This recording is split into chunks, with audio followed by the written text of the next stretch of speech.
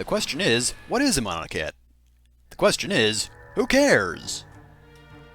Alright, guess just gotta run this short little distance across the bridge into this other little fortress right here. I'm pretty sure they weren't actually that far away, though. We did not cross an island. Should be on, like, the other side, you know, on the little bottom part of the continent right there, and this should be where the other castle is. Honestly, it's like they don't even know their geography.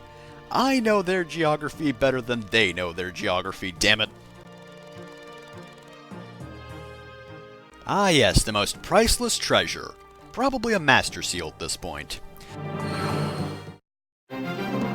So, this chapter looks pretty easy, right?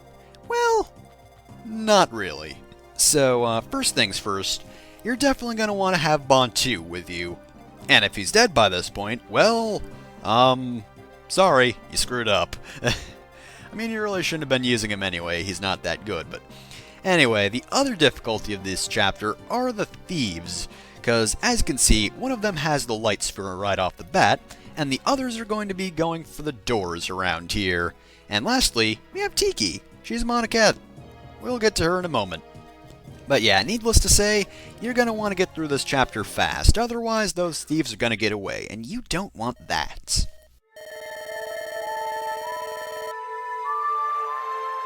Except you're not anymore. What'd you think of that?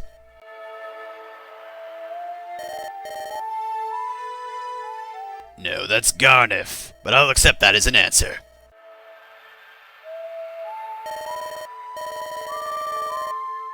I mean, wait until they get up close to you, then kill them with fire. I mean, I'd do it since I'm invincible, but, I got some shows to watch back at my spire, and... you know, I gotta clean the old wizard ears tonight, so... Yeah, I got stuff to do, but you don't have anything to do, right? Alright, cool. Anyway, bye. You have fun murdering a whole lot. Right, so if you'll remember, Tiki is the very girl that Bantu was looking for. So, yeah, you get the hint. We're gonna be needing to use him in order to actually free Tiki from that hypnosis that Garniff's using. And, to be honest, actually approaching her is pretty easy. I mean, approaching her on her own. The guys surrounding her, they're not gonna let us through, of course, so we're gonna have to fight our way through them. But other than them, if you discount the guys actually trying to kill us, it's pretty easy to get through.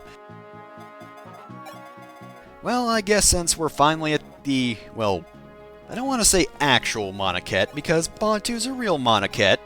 He's just not a real good one, is the problem.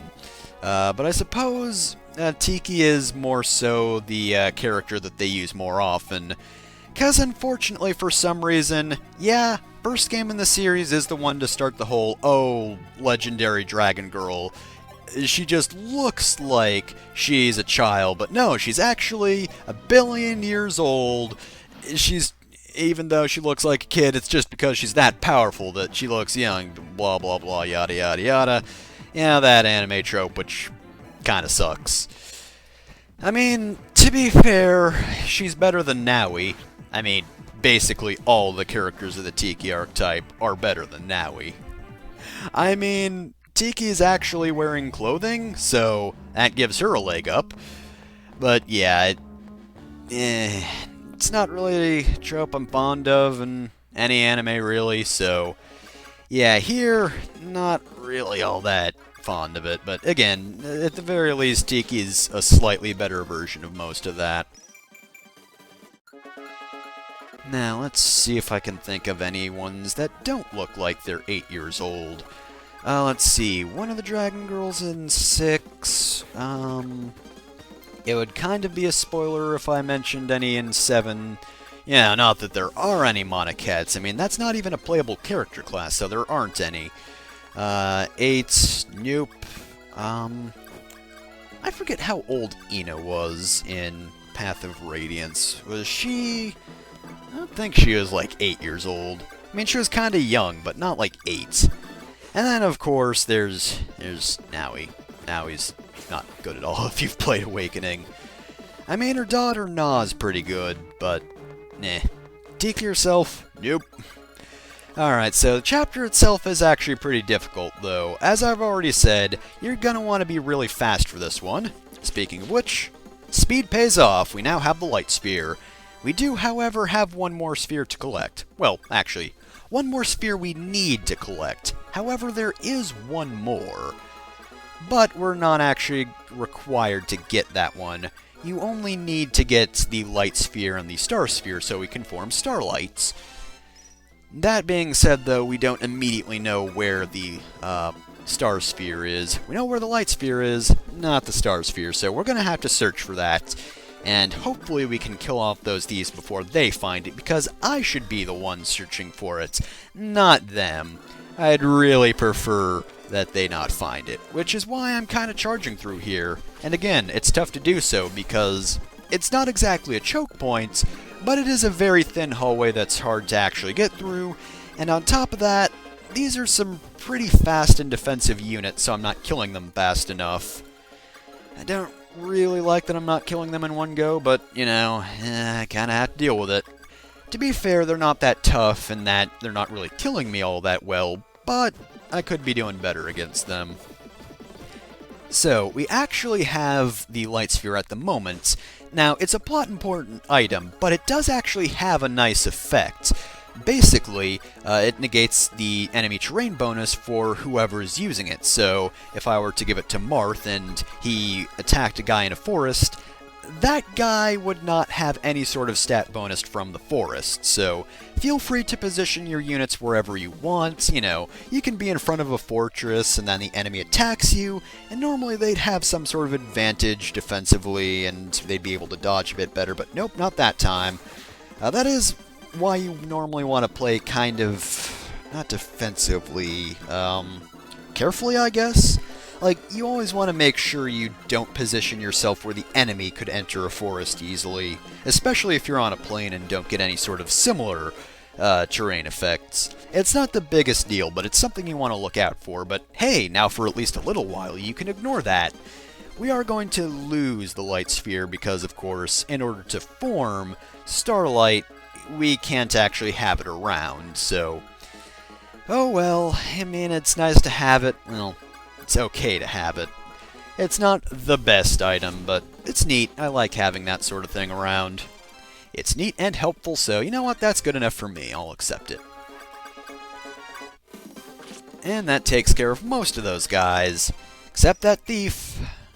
Alright, so basically, I do still have that mage to take care of, so while I want to aim for the thief, it might be a bit of a problem considering there's also a guy trying to kill me, and oh, he got the star sphere, so at the very least, it's not like he's gonna get away with it. I mean, we've got him surrounded. There's pretty much no way he could actually escape, and... Alright, that works. Blizzard him up, Linde. And his baloney was not at all accurate enough to kill me. Or even hurt me, really.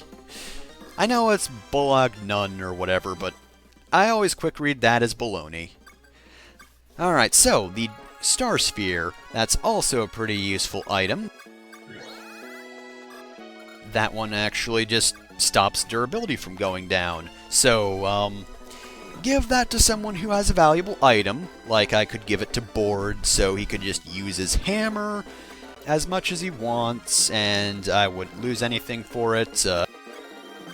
It's definitely a great thing for the 3 Regalia. Like, if I have somebody with Mercurius, which I believe is Ogma, if he can use it, I don't know if he can, though, then he'll actually be able to use Mercurius as much as he wants without it going down. Of course, it also means that Linde can use Aura as much as she wants.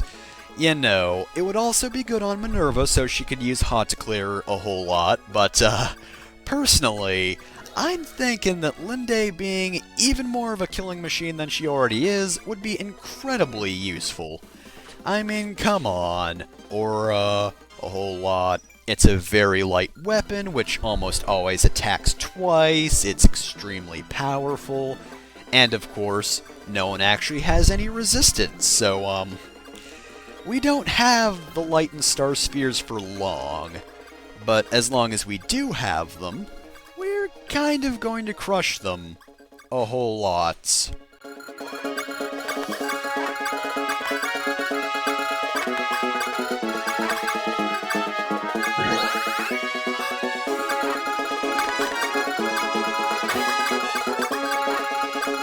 Now, we haven't actually picked it up, but the last sphere I'm talking about is the Geosphere.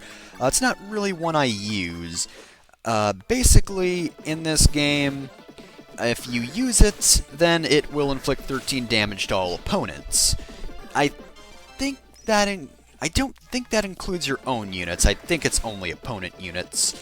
However, it can only be used 3 times. After that, it breaks. Now, the use of this actually changed throughout the series. In the original game, it basically it did the exact same thing. It did, I don't think it was a specific amount of damage, unlike this game, but it did do damage to all enemies.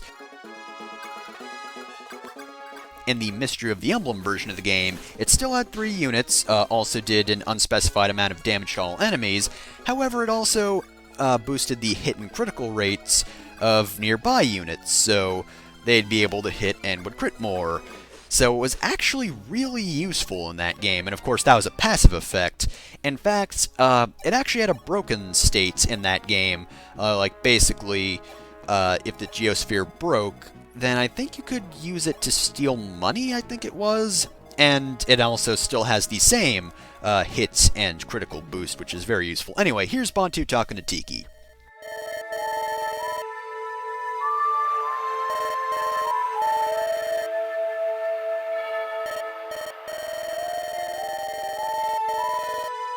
Alright, now quit doing that. Come on. Quit being brainwashed by Garnif. There, that worked. Why is that my Bantu voice? No, whatever. God, how many chapters has it even been since we've gotten Bantu? He's been looking all this time, but we've only just gotten to her.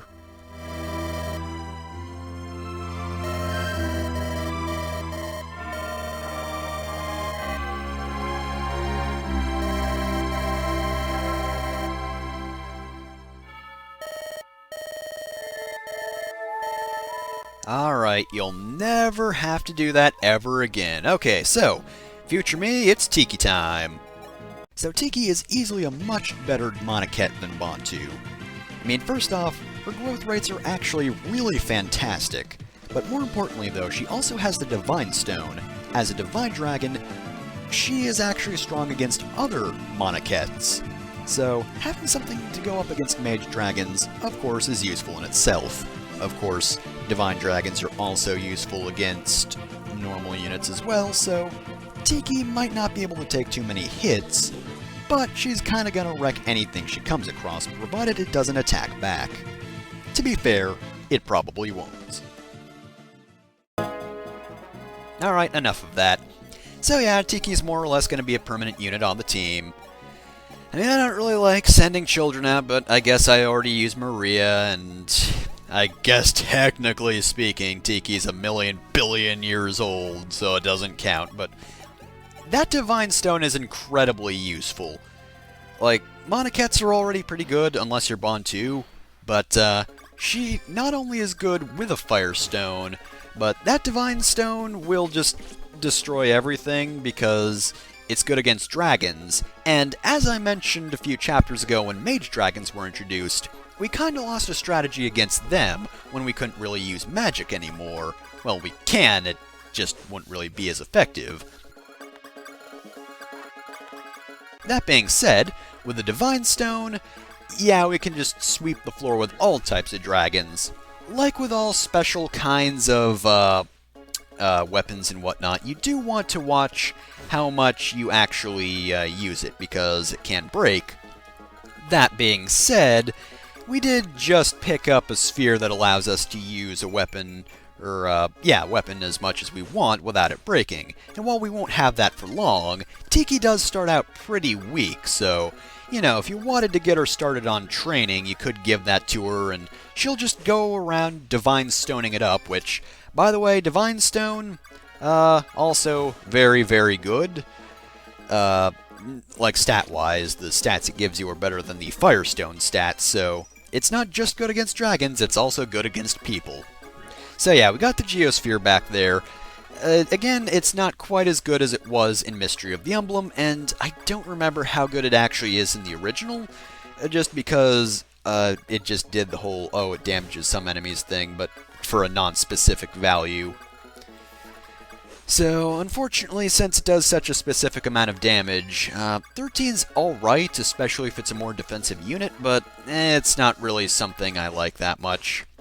You could probably use it, and, you know, you could probably figure out a pretty good use for it, but if you don't, well, I wouldn't bother with it. Again, since it does break, I don't want to use it too much, because I really shouldn't break it, because it's going to be important at some point.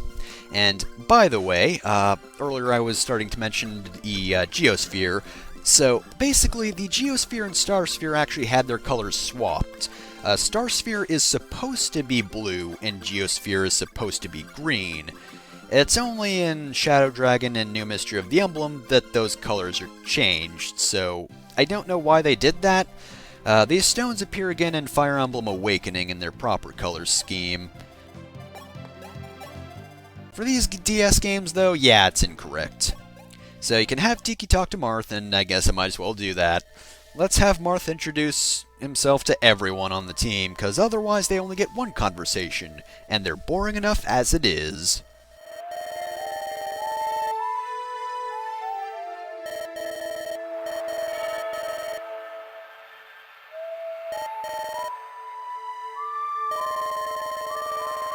He is really surprised by that nickname. Sure, whatever. Weirdo. I've never heard of nicknames. Alright, well, that's that done, and of course we're just one space away. Alright, well, whatever. Well, that was an easy enough chapter, and we are pretty much done here. Do I want to heal Julian? I don't think it's that worth it. Yeah, we'll finish the chapter. It's not that pressing. Maria can gain levels later anyway.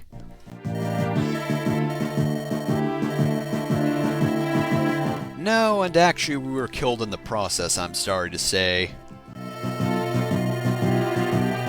Alright, we gotta take him to Godo. Where was that guy again? Oh, right, all the way back in the desert. Damn.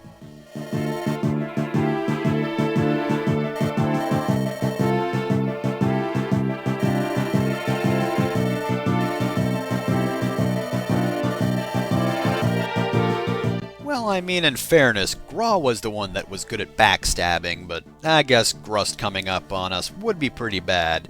Especially if we were actually to fight Camus. Oh boy, that would actually suck. I mean, especially since, you know, somebody might have a crush on him. Oh man, wouldn't it just be the worst, most awkward thing if we had to fight him soon? I know I'd hate it. Yep, absolutely positive.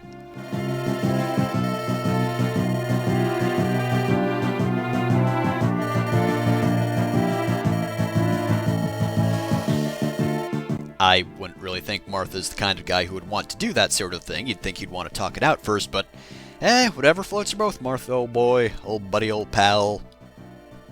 Old slightly still kind of wishing to kill people.